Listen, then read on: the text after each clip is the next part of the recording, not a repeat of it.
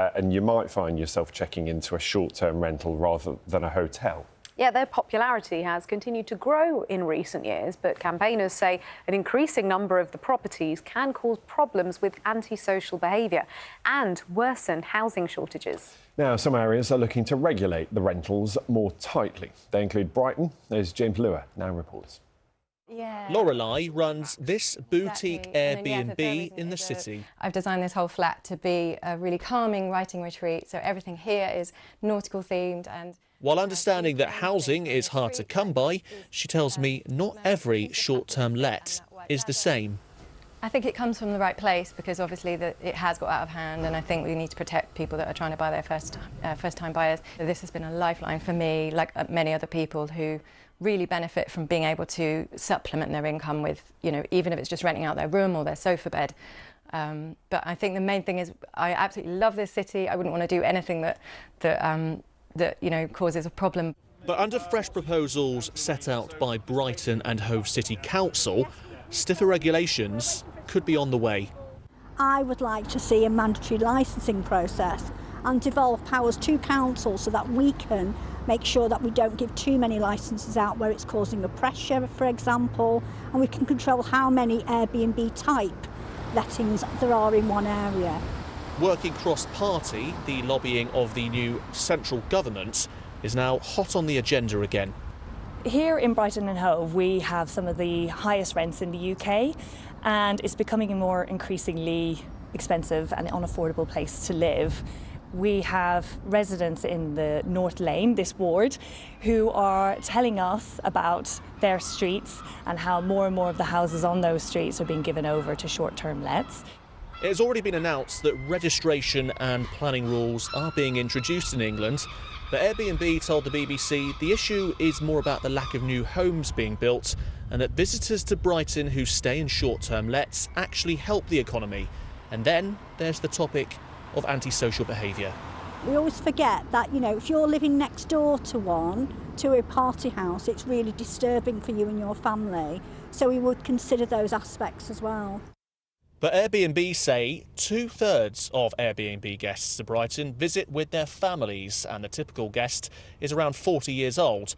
We have zero tolerance for bad behaviour, parties are banned on our platform, and we may remove users who violate our strict policies. Housing has been highlighted as a priority for the new Labour government.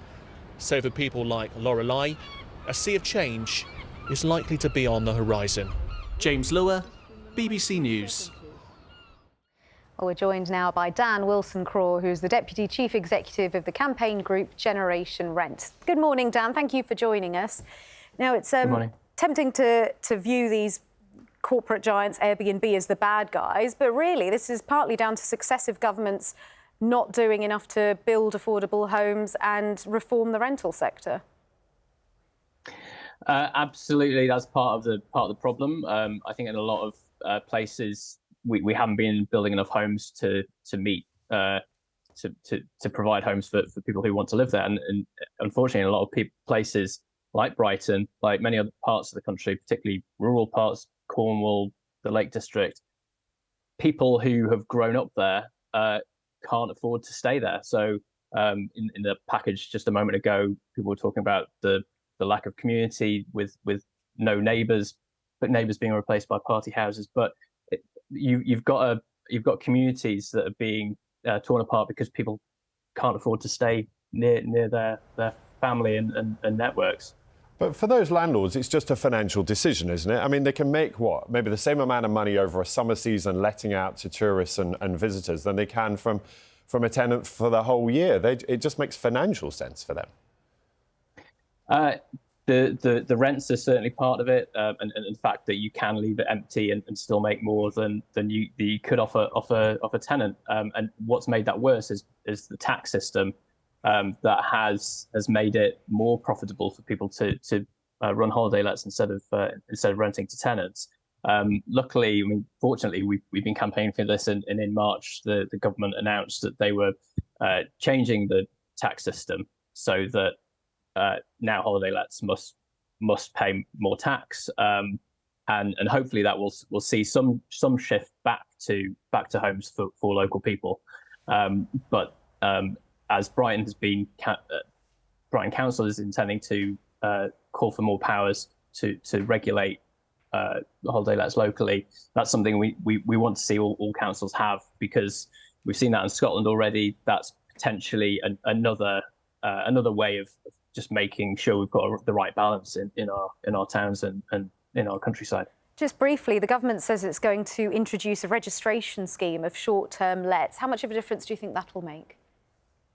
That'll be very helpful, because part of the problem that we have at the moment is that we don't know enough about how many of these there are. That there's no real there's not enough data for councils to make the right decisions about what's right for the local economy and for the local community. So a register will be very helpful, and I mean, ultimately we need to make sure that there's a balance, that landlords letting to tenants are treating tenants well, but we need to make sure that landlords who are letting tourists are also have rules they need to follow, because ultimately it's in some ways it's an easy way out. Yeah. Dan, really good to talk to you this morning. Thanks very much. Dan Wilson-Craw there, Deputy Chief Exec of Generation Rent.